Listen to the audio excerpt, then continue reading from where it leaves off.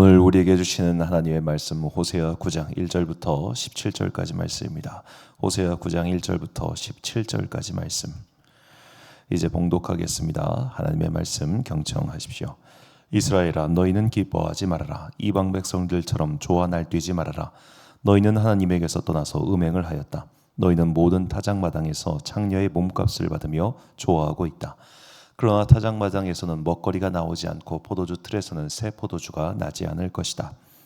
에브라임이 주님의 땅에서 살 수 없게 되어 다시 이집트로 돌아가고 아시리아로 되돌아가서 부정한 음식을 먹을 것이다. 이방 땅에서는 주님께 포도주를 제물로 부어드릴 수 없고 그들이 바치는 제물이 주님을 기쁘게 해드릴 수도 없을 것이다. 그들이 먹는 것은 조상집에서 먹는 음식과 같아서 그것을 먹는 사람들마다 부정을 타게 될 것이다. 그들이 먹는 것은 허기진 배나 채울 수 있을 뿐 주님께서 계신 집으로 가져다가 바칠 것은 못 된다. 절기가 오고 주님께 영광을 돌릴 잔칫날이 돌아와도 무엇을 제물로 드릴 수 있겠느냐. 재난이 닥쳐와서 백성들이 흩어지는 날 이집트가 그 피난민을 받아들여도 끝내 멤피스 땅에 묻히는 신세가 되고 말 것이다. 가지고 간 귀중한 금은 보화는 잡초 속에 묻히고 살던 곳은 가시덤불로 덮일 것이다. 이스라엘은 알아라. 너희가 보복을 받을 날이 이르렀고 죄 지은 만큼 벌 받을 날이 가까이 왔다.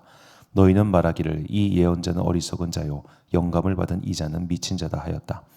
너희의 죄가 많은 만큼 나를 미워하는 너희의 원한 또한 많다. 하나님은 나를 예언자로 임명하셔서 에브라임을 지키는 파수꾼이 되게 하셨다. 그러나 너희는 예언자가 가는 길목마다 덫을 놓았다. 하나님이 계신 집안에서마저 너희는 예언자에게 원한을 품었다.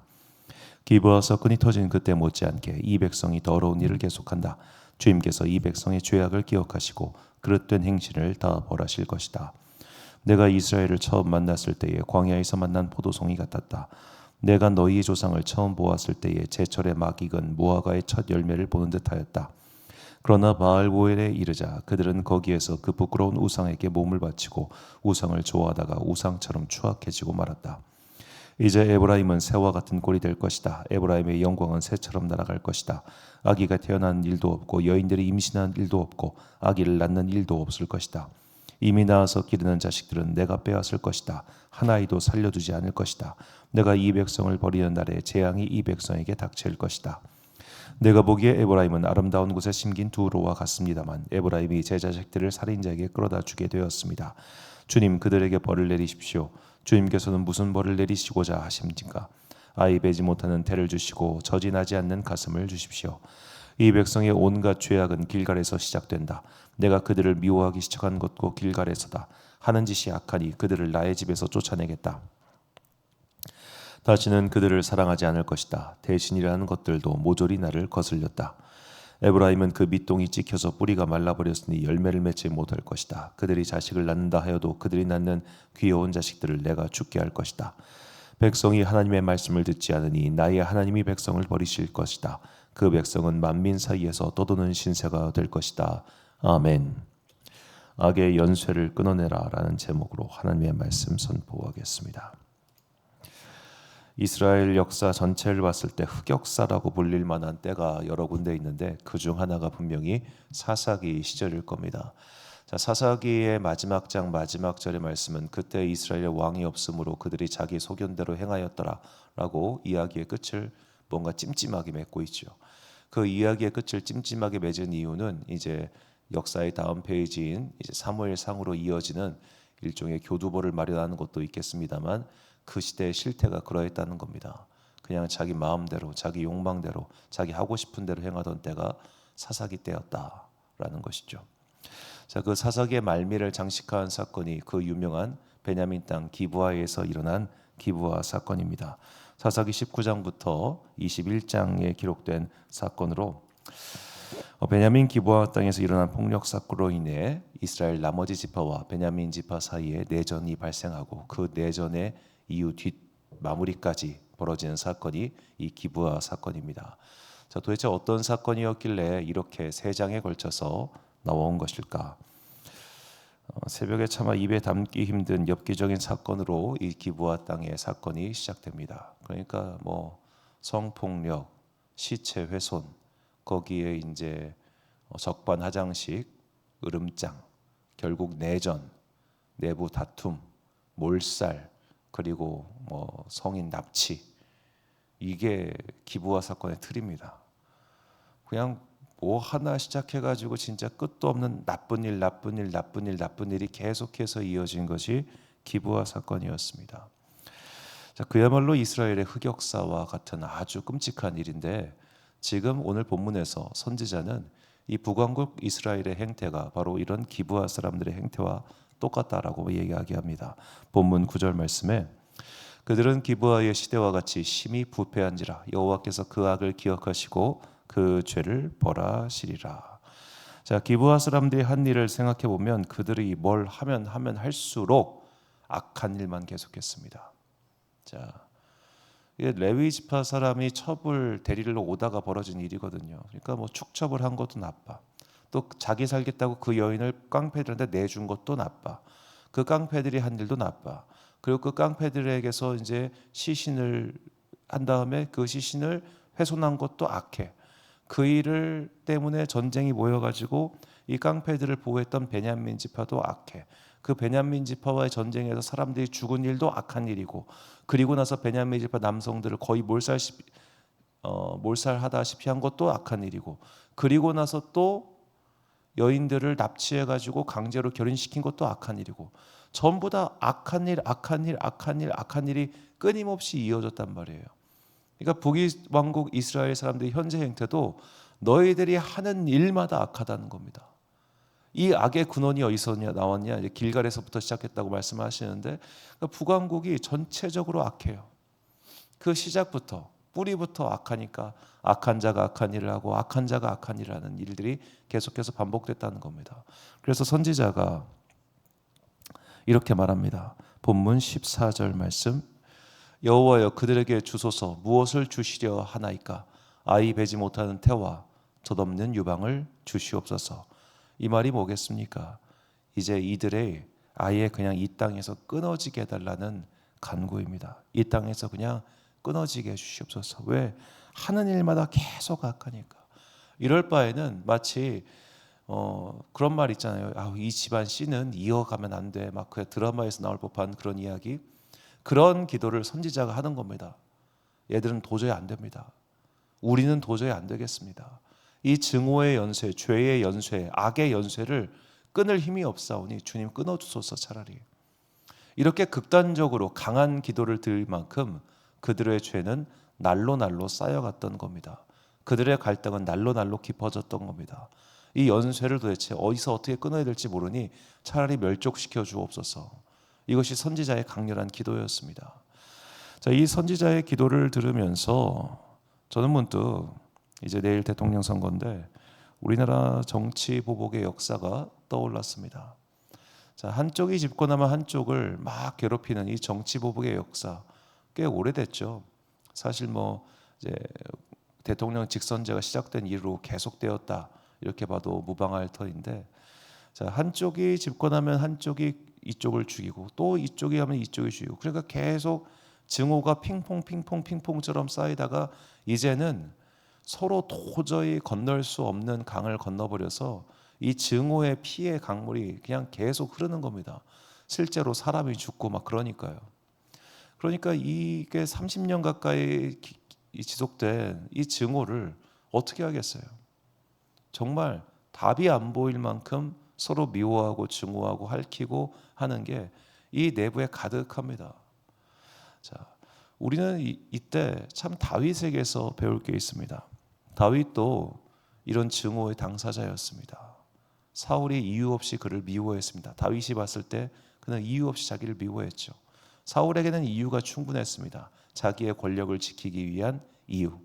내 권력을 위해서라면 쟤를 죽여야 된다고는 분명한 증오의 이유가 있었죠.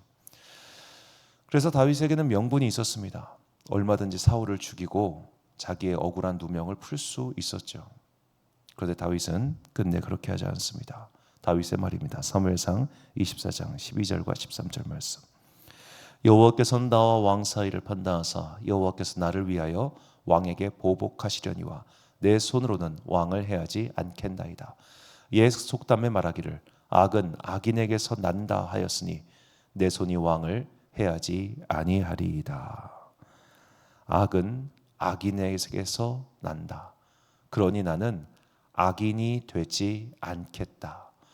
내가 악인이 되지 않더라도 반드시 당신은 심판을 받을 것이냐? 왜냐? 하나님께서 나와 당신 사이를 판단하실 것이기 때문이다. 이것이 다윗의 기도이자 다윗의 결단이었습니다.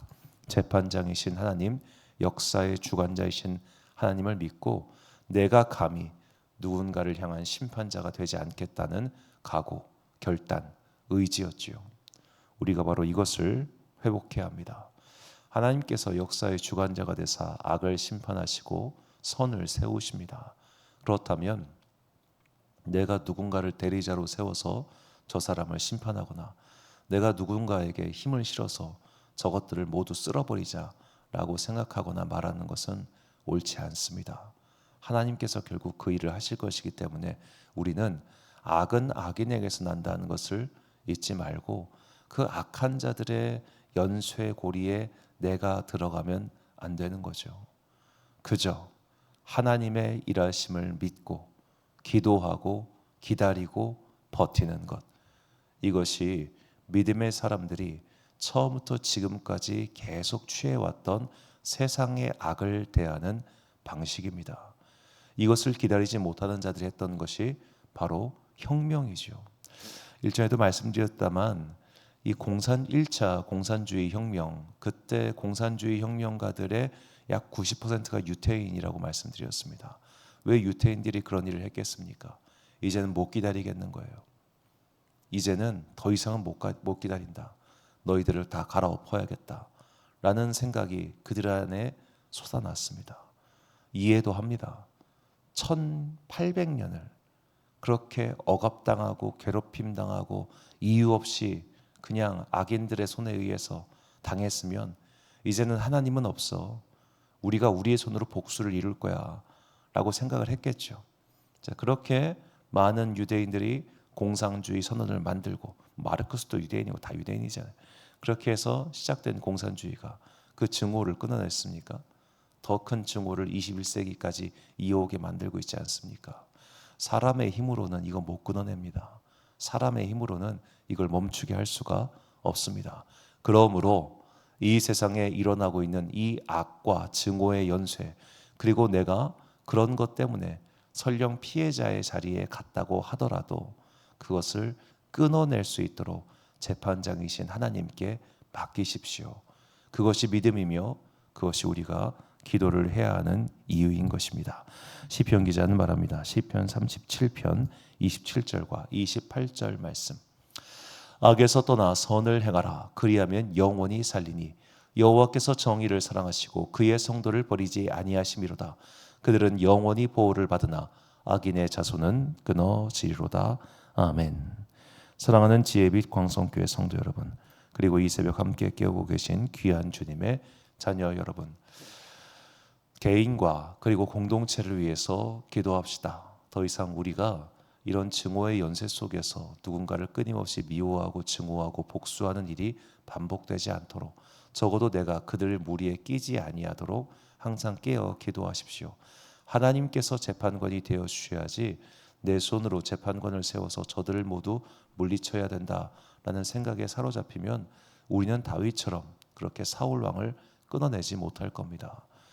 다윗의 부하들이 주변에서 계속해서 사울 왕을 죽이라고 종용했던 것처럼 우리도 그런 자들의 편에 서가지고 쟤를 죽이세요, 쟤를 죽이세요 이렇게 말하는 그런 사람이 되지 않겠어요? 그러므로 기도하는 사람, 그리고 재판관이신 하나님을 기다리는 사람이 되어 이 계속 이어지는 우리 안의 미움과 증오와 악의 이 분열의 고리를 끊어내고 기도하고 기다리며 하나님의 일하심을 목도하는 그런 우리 모두가 되기를 주님의 이름으로 축원합니다. 기도하겠습니다. 사랑과 은혜가 풍성하신 아버지 하나님, 우리가 살고 있는 이 세상 안에는 분명한 악이 있습니다. 그 악의 고리 때문에 우리는 괴로워하고 슬퍼하며 그리고 아파합니다. 악인들의 경성함 때문에 우리는 또 고뇌합니다. 그래서 우리는 저들을 물리쳐야 된다, 저 악을 끊어내야 된다 라고 말을 하지만 내 손에 다시 피가 묻는 순간 그 악의 고리는 나의 손을 통해서 이어지게 된다는 것을 잊지 않게 하여 주옵소서. 복수는 또 다른 복수를 낳고 그렇게 복수가 계속 반복되면 그 사회는 결국 피의 강물이 흘러 아무도 살 수 없는 땅이 된다는 것을 잊지 않게 하시고 오직 원수를 갚으시고 심판하시는 분은 하나님이심을 믿고 기도하며 기다릴 수 있는 슬기로운 주의 자녀들 되게 하여 주옵소서. 한 주의 시작이며 또한 6월의 업무의 첫 번째 날입니다. 주님께서 이 월요일 각자의 삶의 자리에서 열심히 살아가는 당신의 자녀들에게 복과 은혜를 내려주시고 삶의 자리에서 주님을 찬양하고 하나님을 만나는 은혜가 있기를 간절히 소망합니다. 주님, 우리의 자녀들을 지켜 주옵소서. 오늘 하루도 참 좋으신 우리 주님의 은총과 평강이 모든 주의 자녀들과 함께 하시기를 간절히 소망하오며 이 모든 말씀 우리 구주 예수 그리스도의 이름으로 기도드립니다. 아멘. 오늘의 기도 제목입니다. 개인의 삶이든 공동체의 역사든 미움과 증오와 같은 악의 가능성을 남겨두면 두고두고 화근이 됩니다. 모든 것을 바르게 심판하시는 하나님을 향한 분명한 믿음이 세워지게 해달라고 기도하십시오. 오늘 주신 기도의 제목 가지고 기도와 묵상에 힘쓰는 하루 되시길 바랍니다. 기도하겠습니다.